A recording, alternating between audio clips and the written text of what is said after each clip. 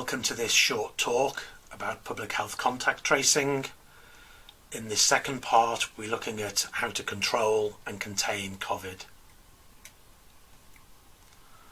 On the left here you can see a poster designed to help keep the nation fighting fit in World War II, released by the Ministry of Health.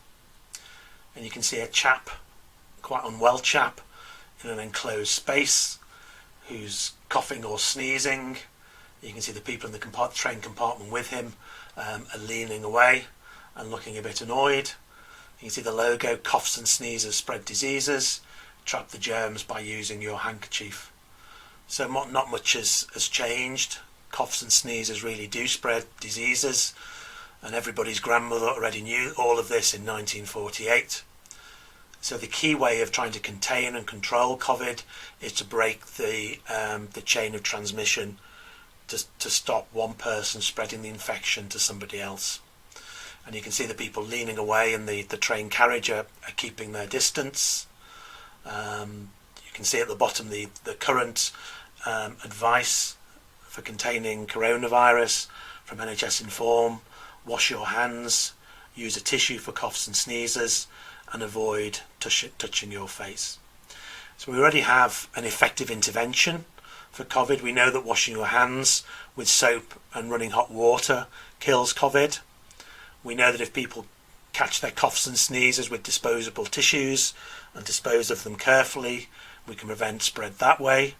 If people avoid touching their face, and if we disinfect surfaces, commonly touched surfaces such as door handles, taps, tabletops and such like, that we can actually restrict and contain the spread of COVID. So the basic public health approach is not rocket science. It's rather simple, not necessarily easy to do, but relatively simple nevertheless.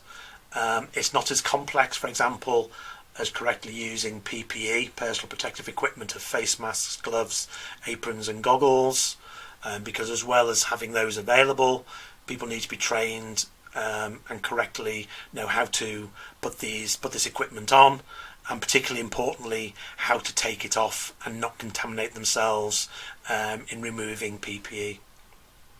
Developing and testing either a new vaccine or a new drug therapy is a prolonged procedure, and the development of a successful drug or a vaccine is some way in the future. And if we did develop an effective vaccine and or a drug, they would need to be manufactured in massive quantities to either treat the whole population or to vaccinate and immunise the whole population.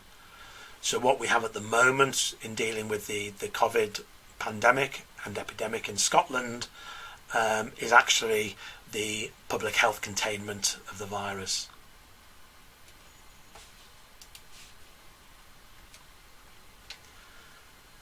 This bar chart is from the National Records of Scotland and reports on data of deaths registered up until the 10th of May 2020, so the first 19 weeks of the year 2020. You can see that the scale up the side is the number of deaths occurring, and the horizontally you can see the time element is in days. So the dark blue bars represent the number of deaths recorded from COVID in hospital, and the lighter blue record the number of deaths recorded in care homes.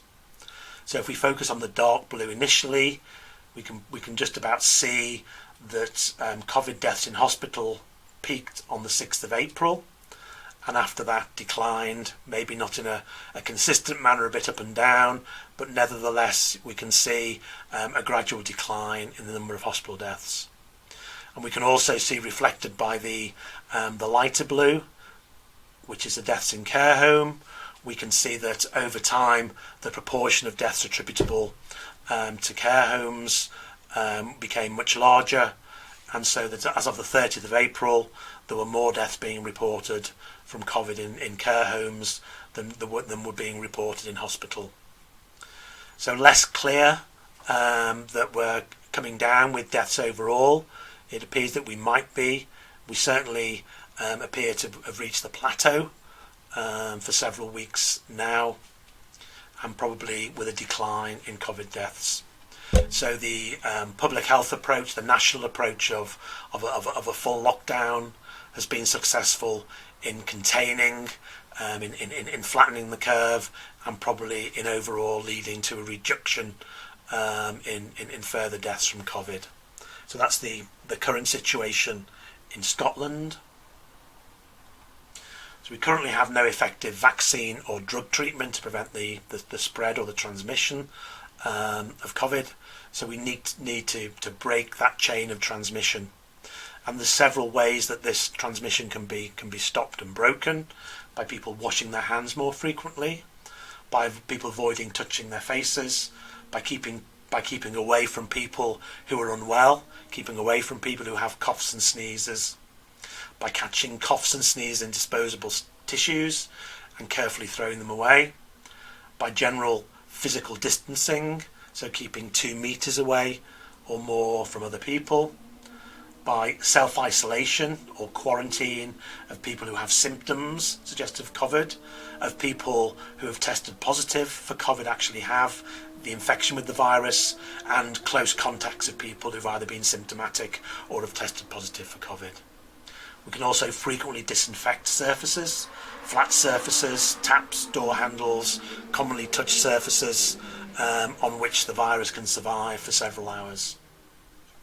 And we can also correctly ensure that people are able to wear protective kit, PPE, when caring for infected individuals. So there's some of the measures we can take to prevent the spread of COVID. The diagram here in red and black illustrates how we can think about the transmission or spread of COVID. We have the red dot representing a new case, which you might refer to as the index case, and 10 people around this red dotted person who have been in close contact in the near vicinity of this person who's now got COVID.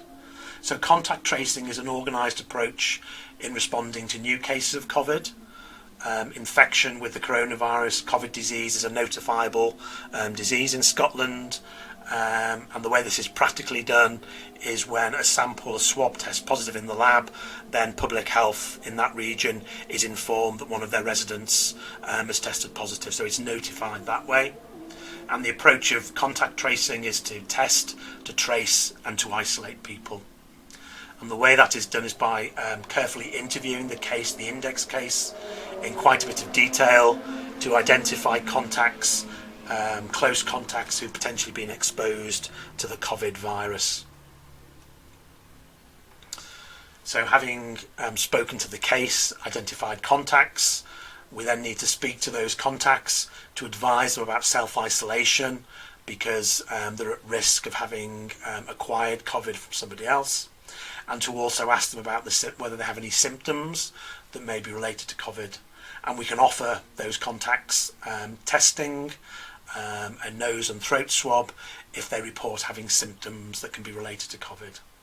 And if they themselves test positive, then they go from being a contact to becoming a case, and the whole thing starts again of actually identifying all their contacts. The diagram on the right hand side shows somebody infected with COVID in red, and then 2 people shown in dark grey. So in this instance, the reproduction number would be 2, each case of COVID potentially on average infecting 2 other people.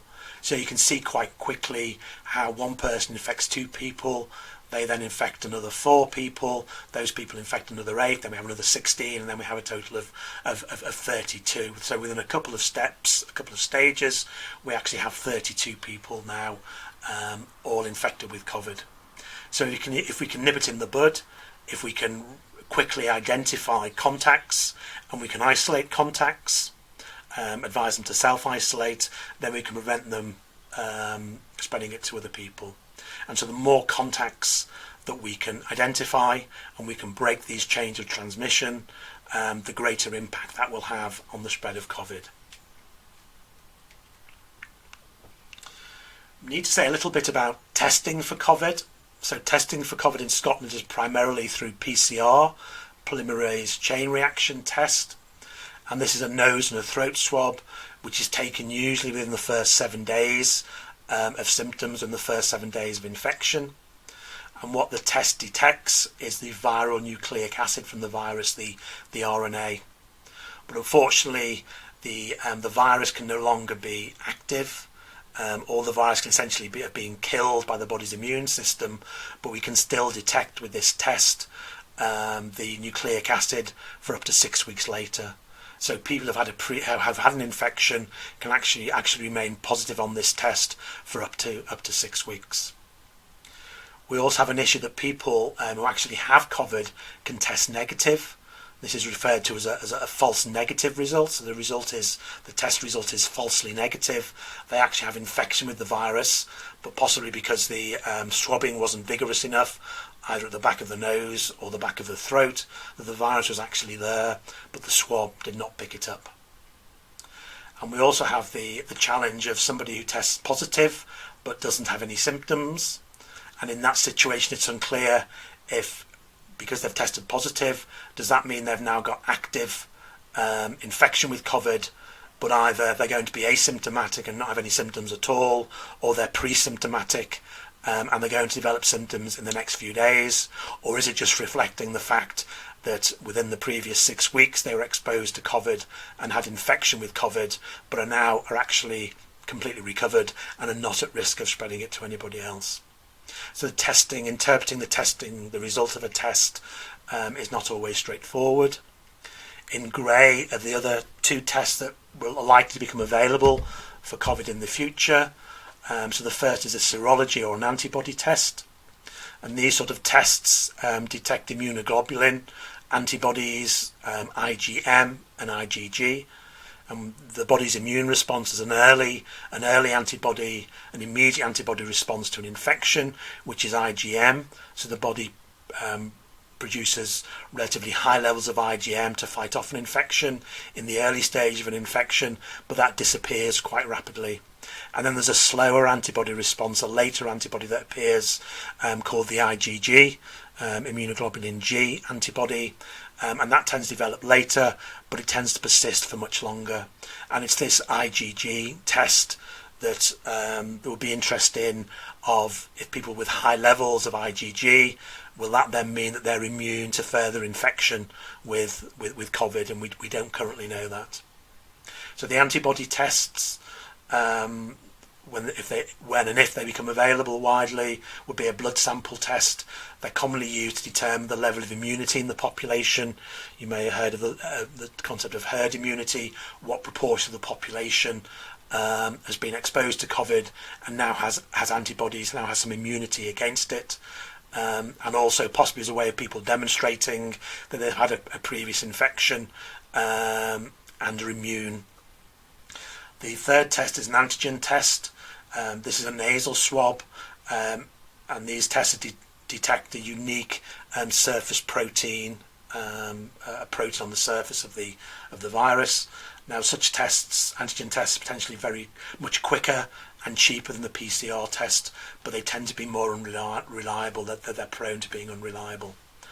So at the moment, the test we'll predominantly be using in assessing contacts of case of COVID would be the PCR, the polymerase chain reaction test. So there can be a rather complex relationship between symptoms and testing. So if we have somebody who is reporting symptoms, maybe a contact who's reporting symptoms of, say, a fever and a cough, then we consider them a suspected case of COVID, and we would usually arrange for them or offer them a PCR test. And if the PCR test came back as positive, so combined with a positive test result and with symptoms, then we consider them to have the disease, to have COVID, and to be a confirmed case. We have difficulty if the PCR test comes back negative in somebody who's got symptoms, because we don't know if that's a false negative. So the virus was there at the back of the throat, but the swab just missed it and didn't pick it up, so the test was negative? Or is it a different, something else, a different infection that's causing the fever and the cough? It's not COVID, but it's some sort of other bacterial or viral infection that's causing the symptoms. So there's a link between whether we consider a case, a suspected case of COVID just based on symptoms, and a confirmed case, which means they have symptoms and a positive PCR test result.